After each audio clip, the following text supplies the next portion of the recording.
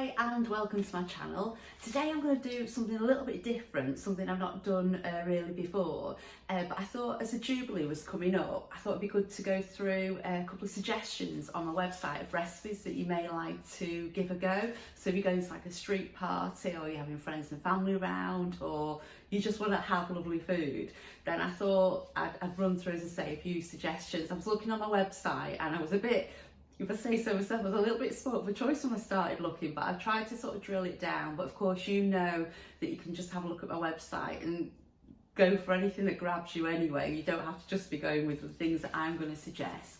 But yeah, so I thought firstly I'd go through a few savoury things that you might like to give a go. So I've got the good old classic on there of sausage rolls, and the sausage rolls, I use ready-made pastry for that. So I buy the gluten-free ready-made puff pastry, but of course you can use shortcrust if you want to use shortcrust, and I've got a recipe for shortcrust pastry on there, gluten-free shortcrust pastry. Also, I know the gluten-free blogger, if you've not followed her, then I do recommend that you do. She's got a great recipe for gluten-free puff pastry. She's had a whirl at doing that and had great success. So I'll put a link to her site. If you want to have a go at doing that, then go for that. Going on then, I've got a Quiche Lorraine recipe on the blog. So it's a classic Quiche Lorraine. Great recipe, lovely salad. It's a lovely thing to take along to buffets and things like that. It's nice hot or cold, but obviously if you're at a street party, it's probably going to be enjoying it cold.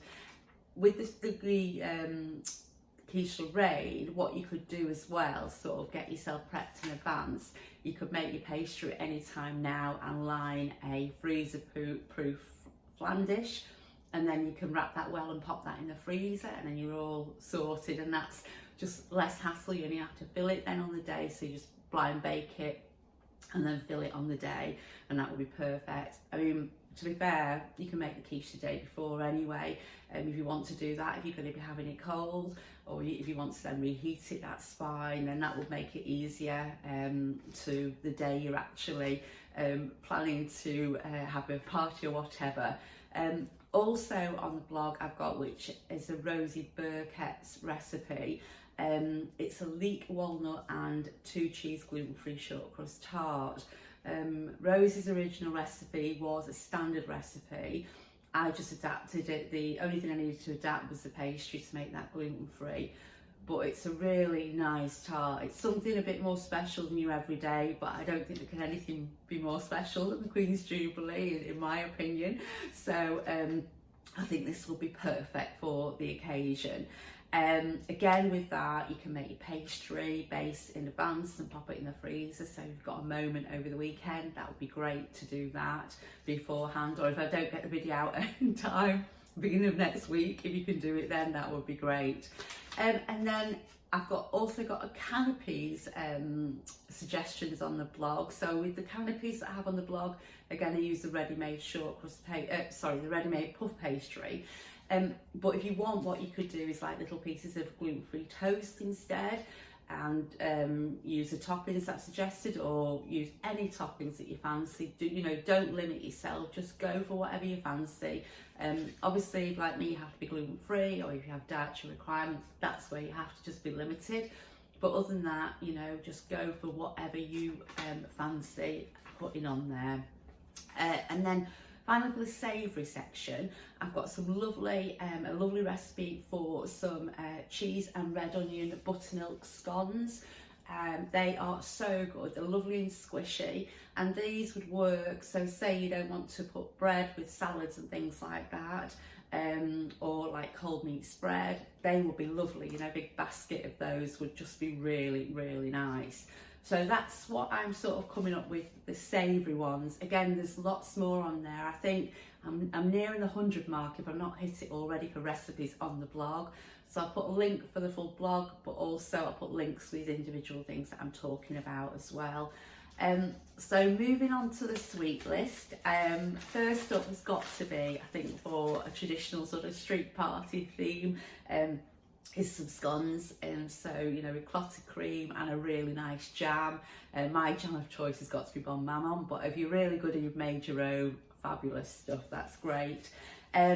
So I've got 2 recipes on my blog for scones. I've just got a basic recipe, which is great, and I get fab feedback about that.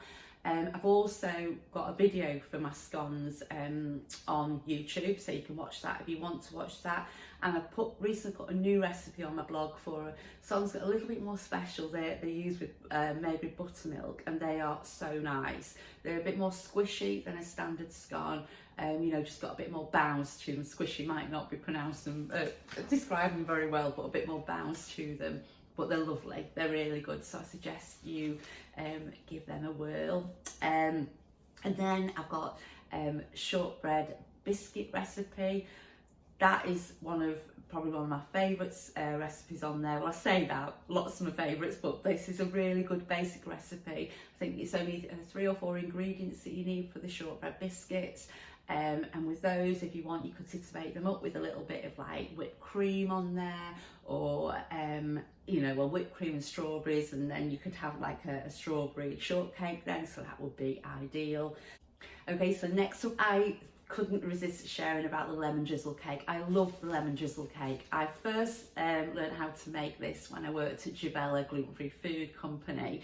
It was so popular in the office, and Anna, the home economist, she used to actually make it for events. It's a brilliant recipe. I have got a little video for the lemon drizzle cake on YouTube, and also the full recipe on the blog. But it smells amazing when it's cooking, and it's such a favourite for so many people as well. So yeah, so I'd definitely go with a lemon drizzle cake. And then what did I have? Yeah, tea loaf. So the tea loaf, another nice easy recipe. Just have to remember the tea loaf just to soak your fruit in advance, because that makes so much difference. But it's a nice easy recipe to make. And it's lovely buttered, and it's a perfect thing to wrap up and take round to family and friends or neighbours for something like the street party. It will be wonderful and a nice contribution as well. And then chocolate cake. I don't think any spread would be anything without a chocolate cake. If chocolate's your thing, it's not everyone's thing, but yeah. So I've got a great recipe for chocolate cake on the blog, and it's a Nigella's original recipe. Because as you know, I share so many recipes that started out life as an original recipe, and then I just changed them to a gluten-free alternative. So this one is a really special chocolate cake. It's nice and rich, and it has a ganache topping, and it's just so good. So I definitely suggest that one if you're looking for a really good chocolate cake. And then I think, oh no, one more, well, 2 more actually for the sweet section. Got Victoria's sponge sandwich. Again, all in one method, nice and easy to make, lovely soft buttercream filling and raspberry jam. That's the way I would do it. But again, if you just want to put jam in there, that's fine. But again, lovely easy recipe for that, and perfect for a street party and a royal celebration, Victoria's sponge. And then finally, I'm going to suggest the butterfly cakes. The gluten-free butterfly cakes that I have on the blog. My friends ask me to make those when it's their birthdays, and they are such a nice cake, and they look so effective, and again would be perfect on a street party spread. So that is just a few of my suggestions. As I say, I was a little bit spoilt for choice when I was looking through last night, but for you to go and have well, what I would suggest is go and have a nosy over on the blog, and you pick out what you fancy to make. I'll pop the link below, and yeah, I hope you have a great time baking up all sorts of treats, and I look forward to seeing you again really soon. Okay, take care, bye for now.